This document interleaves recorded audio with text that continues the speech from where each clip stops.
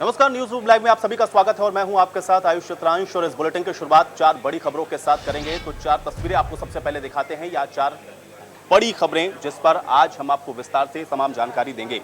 सबसे पहले बात होगी यूपी विधानसभा चुनाव से पहले योगी कैबिनेट के विस्तार की, जिस पर अब बीजेपी आलाकमान की मुहर लग चुकी है।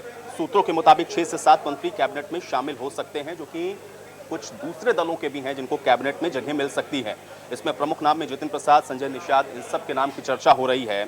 दूसरी बड़ी खबर हम आपको दिखाएंगे पूर्व मंत्री अंबिका चौधरी की घर वापसी की। अखिलेश यादव ने उन्हें और बेटे को पार्टी की सदस्यता दिलाई है। इसके साथ ही मुख्तार अंसारी के भाई सिगबतुल्ला अंसारी ने भी सपा का दामन थामा है। तीसरी खबर में हम आपको दिखाएंगे महाराष्ट्र में जब से केंद्रीय मंत्री नारायण राणे के थप्पड़ वाले बयान को लेकर गिरफ्तारी हुई है, तब से बीजेपी शासित राज्यों में शिवसेना और सीएम उद्धव ठाकरे के खिलाफ नाराजगी देखने को मिल रही है। और इसी के चलते कानपुर के महापौर प्रमिला पांडे ने सीएम ठाकरे के खिलाफ स्वरूपनगर थाने में शिकायत दी है।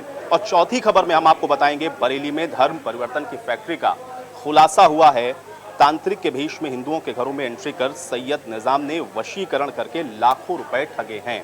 तो ये चारों ही बड़ी खबरें एक एक करके हम आपको विस्तार से बताएंगे। तो ये चारों ही तस्वीरें आप देख रहे हैं।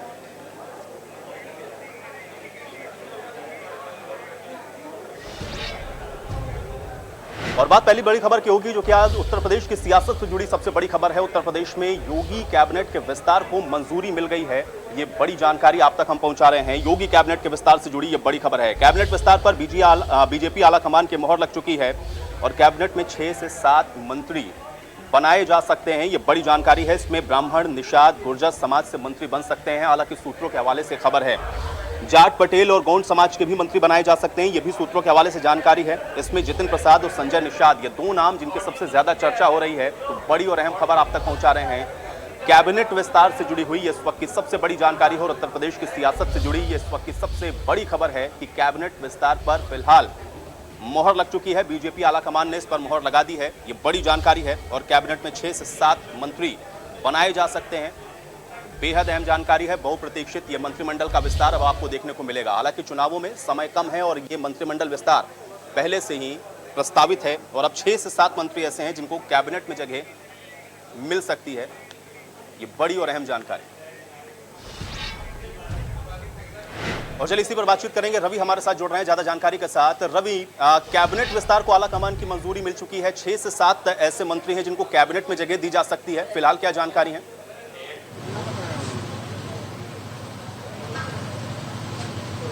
देखिए 8 नाम ऐसे हैं जो हमारे पास हैं और साफ तौर पे उनमें से कुछ लोगों को इस मंत्रिमंडल में शामिल किया जा सकता है। हालांकि पिछले कई हफ्तों से ये चर्चाएं थी कि जो योगी मंत्रिमंडल का विस्तार है वो हो सकता है। हालांकि अब चुनाव में बहुत ही कम वक्त रह गया है और साफ तौर पर अगर बात करें तो 6 महीने का वक्त रह गया उत्तर प्रदेश सरकार को उसके पास में। और साफ तौर पर अगर बात करें तो मंत्रिमंडल अगर विस्तार होता है तो कुछ नए नाम है जिन नामों को जो इस मंत्रिमंडल में शामिल किया जा सकता है, जिसमें से एक जितिन प्रसाद है, उसके अलावा सुरेंद्र तोमर है, कृष्णा पासवान है, तेजपाल गुर्जर हैं, संजय निषाद हैं, रामचंद्र विश्वकर्मा है। उसके अलावा अगर बात करें मंजू सिवाच, आशीष पटेल, ये नाम है। कुछ इन नामों को लेकर चर्चा है कि जो अगला जो मंत्रिमंडल का विस्तार हो सकता है उनमें इन नामों को लेकर भी मंत्रिमंडल में जगह मिल सकती है। साफ तौर पर अगर बात करें तो जो सहयोगी दल है या सहयोगी लोग हैं जो अभी भी सरकार को सपोर्ट कर रहे हैं, और हालांकि अब 2022 का विधानसभा चुनाव होने में बहुत ज़्यादा वक्त नहीं रह गया है। ऐसे में अगर चुनाव जीतना है और मजबूती करनी है तो उसके लिए कहीं ना कहीं सरकार को लगता है कि अब ये फैसला लेना जरूरी है कि कुछ ऐसे चेहरे हैं जिनको भी मंत्रिमंडल में जगह देना जरूरी हो और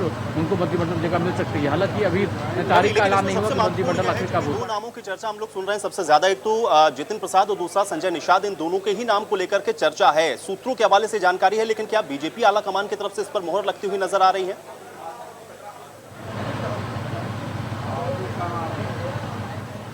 देखिए अभी चर्चाएं ही हैं। हालांकि जरूर है कि जो अंदर खाने से खबर आ रही है कि कुछ नाम है वो सिलेक्ट हो गए हैं, लेकिन जो मंत्रिमंडल का विस्तार होगा तभी जानकारी हो पाएगी कि ये कौन कौन नाम है जिनको मंत्रिमंडल में शामिल किया जाना है और उनको क्या कुछ जिम्मेदारी दी जानी है। हालांकि अगर बात करें तो डॉक्टर संजय निषाद लगातार चर्चाओं में है और साफ तौर पर जितिन प्रसाद है वरिष्ठ नेता है कांग्रेस पार्टी की। साफ तौर पर जिस तरीके से उनकी भाजपा में एंट्री हुई है उसके बाद से लगातार उम्मीद की जा रही थी उनको भी एक बड़ी जिम्मेदारी मिल सकती है। और हालांकि अगर दूसरे नामों की बात करें तो उन पर भी बड़ी जिम्मेदारी है, जो कह सकते हैं उन पर जिम्मेदारी रहेगी और उनको मंत्रिमंडल में जगह मिलती है। हालांकि 2022 का जो विधानसभा चुनाव होना है उस चुनाव के मद्देनजर किस तरीके से जो वोट बैंक है उस वोट बैंक को कैसे उसको वोटों में तब्दील करना है इनके जरिए, तो साफ तौर पर इन पर भी बड़ी जिम्मेदारी होगी। जो लोग मंत्रिमंडल में शामिल होंगे या सहयोगी दल के रूप में जो लगातार भी जुड़े हुए हैं। और अगर बात करें तो 2022 का जो विधानसभा चुनाव होना है उसमें किस तरीके से भाजपा को और मजबूती के साथ उसको जीत हासिल हो, इसको लेकर भी जिम्मेदारी जरूर इन लोगों पर ही, नए चेहरों पर। चलिए, बहुत शुक्रिया रवि इस तमाम बातचीत और जानकारी के लिए। और इसी के साथ एक और बड़ी जानकारी आप तक पहुंचा रहे हैं। महाराष्ट्र में जब से केंद्रीय मंत्री नारायण राणे के थप्पड़ वाले बयान को लेकर के गिरफ्तारी हुई है, उसके बाद से लगातार बीजेपी शासित जितने भी राज्य हैं वहां पर शिवसेना और सीएम उद्धव ठाकरे के खिलाफ नाराजगी साफ तौर पर देखने को मिल रही है। अब कानपुर की महापौर प्रमिला पांडे ने सीएम ठाकरे के खिलाफ स्वरूपनगर थाने में शिकायत दी है। इसमें प्रमिला पांडे ने सीएम ठाकरे के खिलाफ विवादित बयान भी दिया है। उन्होंने ये भी कहा है कि अगर वो उत्तर प्रदेश आएंगे तो मैं उनको बता दूंगी कि कैसे चप्पल मारी जाती है। उन्होंने उद्धव ठाकरे के ऊपर सीएम योगी पर अशोभनीय टिप्पणी करने का आरोप भी लगाया है और शिकायत दी है। कानपुर की महापौर प्रमिला पांडे ने एफआईआर दर्ज कराने के बाद क्या कुछ कहा, सुनिए। औकात कैसे है? उनने मेरे मुख्यमंत्री का कहा कि मैं चप्पल से मारूंगा। चप्पल वो अगर हमारे उत्तर प्रदेश में आ जाए तो मैं बता दूं चप्पल कैसे चलता है। मैं चप्पल नहीं चलाऊंगी क्योंकि मैं अशोभनीय बात नहीं करती हूं। हम बताऊंगी उसको किस तरीके से उसको हम लोग कनपुरिया भाषा में हम लोग ठूसा मार मार के उनको बेदम कर दूंगी। वह नहीं कि मैं ऐसे हाथ करूंगी मैं मारूं। मैं ये न बोलूंगी मैं मारूं। मैं जो कंटा मारूंगी इसी बतीसी इसके हाथ में आ जाएगी।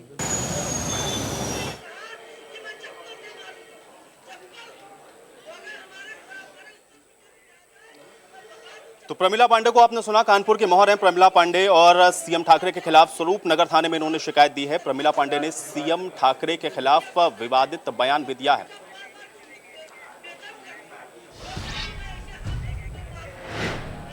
और चलिए बातचीत करते हैं। प्रमिला पांडे जी इस बीच हमारे साथ जुड़ रही हैं, महापौर हैं कानपुर की। प्रमिला जी, बहुत स्वागत सबसे पहले तो आपका।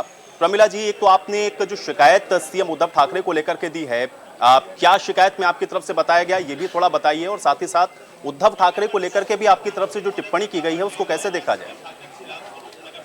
देखिए, जो मैंने टिप्पणी की है कल, जिस तरीके से हमारे उत्तर प्रदेश के प्रधानमंत्री जो कि सन्यासी हैं, जिनके बारे में उन्होंने ऐसी टिप्पणी की थी, तो मैंने वो थोड़ा गुस्से में आकर के मैंने वो बात कही।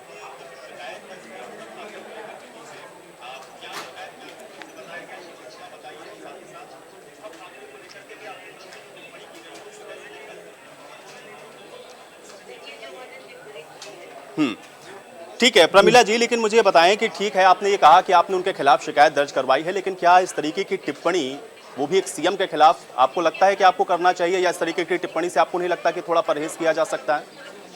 नहीं, देखिए, कल जब हमारे सीएम, जो मैंने पहले भी कहा कि जो सन्यासी हैं, जो एक संत हैं और जो इतना अच्छा हिंदुत्व के लिए लड़ रहे हैं, हिंदुत्व की लड़ाई लड़ रहे हैं, सब कुछ कर रहे हैं, अगर उनके बारे में मैंने सुना तो थोड़ा मुझे क्रोध आया। मैंने कहा उनको भी तो इस तरीके से बातें नहीं करनी चाहिए थी हमारे मुख्यमंत्री के खिलाफ।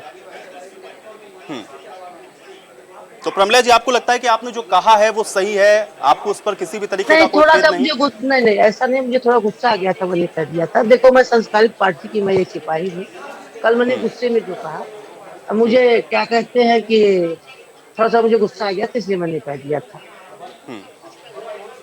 तो प्रमिला जी, मतलब आप ये मान रही हैं कि आपको खेद है, आपने जो बात कही आपने गुस्से में या आवेश में आके आपने जो बात कही, क्या आप खेद प्रकट कर रही हैं इस पर?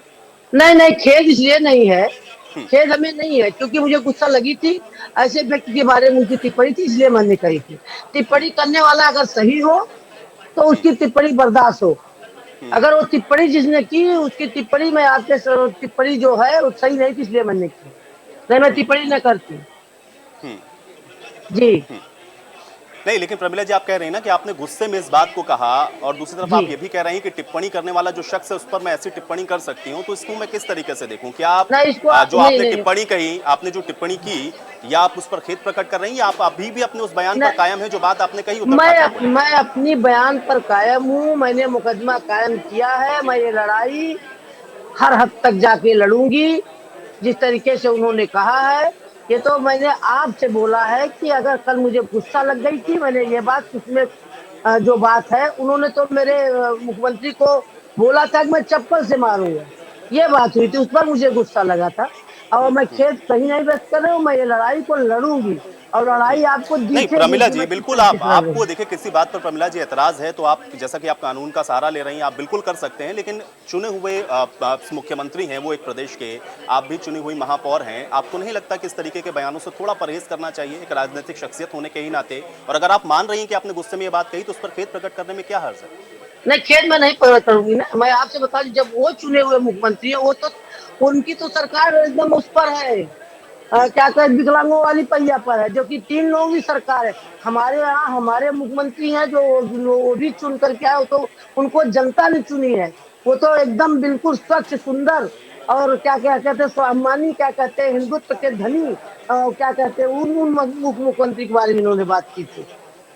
इसलिए मैंने कहा है, हम अपनी बात पर आदित हूँ, रहूंगी हमेशा। हम्म और जब भी कोई हमारे क्या कहते हैं कि मुख्यमंत्री या प्रधानमंत्री के खिलाफ कोई बात करेगा, तो निश्चित तौर पर प्रमिला पांडे उस पर खड़ी रहेगी। ठीक है, लेकिन प्रमिला जी मतलब आप ये इसको सही ठहरा रही हैं कि कोई चप्पल मारने की बात करे तो फिर आप उसको कोई थप्पड़ मारने की बात करे तो आप उसको चप्पल मारने की बात करें, मतलब जैसे को तैसा, इस पर आप अभी भी चप्पल कायम? मारने की बात उन्होंने कही थी, चप्पल मारने की बात मैंने कल भी नहीं कहा था। जब नहीं मैं नहीं, कहा मैंने था, कहा आपने उन्होंने थप्पड़ कहा मारने था की। कि मुख्यमंत्री, नहीं, मैंने कल भी नहीं कहा था चप्पल मारू। मैंने उनको ये कहा था, कल की बात तो आपने कहा था, मैंने आपके द्वारा बोला कि कल उन्होंने कहा था। जो बात मैंने सुनी, जो जो मीडिया के माध्यम से मेरे कानों में आई थी, वो बात मैंने कही थी। अभी जी, आप क्या चाहते हैं प्रमिला जी, क्योंकि आपने मैं तो ये शिकायत चाहती दर्ज हूँ, करवा दी?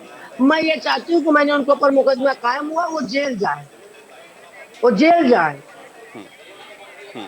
चलिए और प्रमिला उनको जी, मैं, शुक्रिया हमारे साथ जुड़ने के लिए। तो मेयर यानी कि महापौर कानपुर जिनको अभी आप सुन रहे थे, हालांकि उन्होंने ये जरूर कहा कि गुस्से में उन्होंने इस बात को कही, लेकिन उनको अपने बयान पर कोई खेद नहीं है, इस बात को भी उन्होंने अभी हमारे साथ बातचीत में कहा है।